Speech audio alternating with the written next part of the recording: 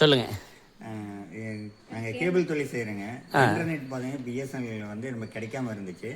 அப்போ ஏர்டெல் எடுத்து பண்ணிட்டு இருந்தோம். இப்போ பிஎஸ்என்எல் அவங்களே கூப்பிட்டு நம்மளுக்கு கொடுத்துருக்காங்க. ஐடி போட்டு கொடுத்துருக்காங்க. ரொம்ப சந்தோஷம். இதெல்லாம் வந்தது பிற்பாடு எல்லாம் ஒவ்வொன்றா நடந்துட்டு இருக்குங்க. ரொம்ப சந்தோஷம். 3 மாசத்துல அம்பாள் ஒரு லோனும் ஒரு தொழிலும் அமைச்சு கொடுத்துருக்காங்க. சந்தனத்தையெல்லாம் வச்சுட்டு இருந்தீங்க அமிர்தத்தை? ஆமாங்க, வச்சுட்டு இருந்தோம். ரொம்ப சந்தோஷம். அம்மா கிட்ட வாங்கின எலுமிச்சை பழம் தான்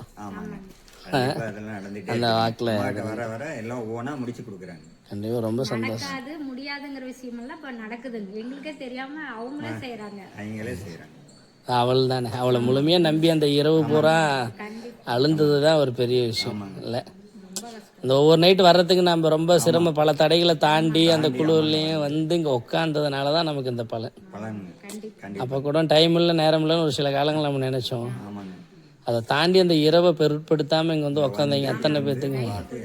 சாமி பார்த்துட்டு இது என்னன்னா பார்க்க ரொம்ப நல்லா இருக்கு. கொஞ்சம் உடம்புக்கு முடியாத சூழ்நிலையும் இருக்கு. இருந்தாலும் அவங்கள நினைக்கும் போது அந்த இதெல்லாம் மறந்துடும். அந்த இரவு அவன் மருந்து ஆயிடுறான். நிறைய பேருடைய பிரச்சனையே நைட்டு முழிக்க முடியலன்னு தான். ஏன் முழிக்க முடியலன்ற காரணம் நம்மளால சொல்ல முடியல. ஏன் நைட்டு மட்டும் பண்ணுறீங்கன்னா அவள் சொல்லிட்டா, எனக்காக அந்நேரம் யாரு வரானோ அவன் என் பிள்ளை. கண்டிப்பா அந்த டைம் பாத்தீங்கன்னா நம்மளே தூங்கணும்னு நினைச்சா கூட தூங்க முடியறது இல்லை. இந்த மாசம்னா ஃபுல்லா நாங்க தூங்கல, நடக்க ஆரம்பிச்சிருச்சு.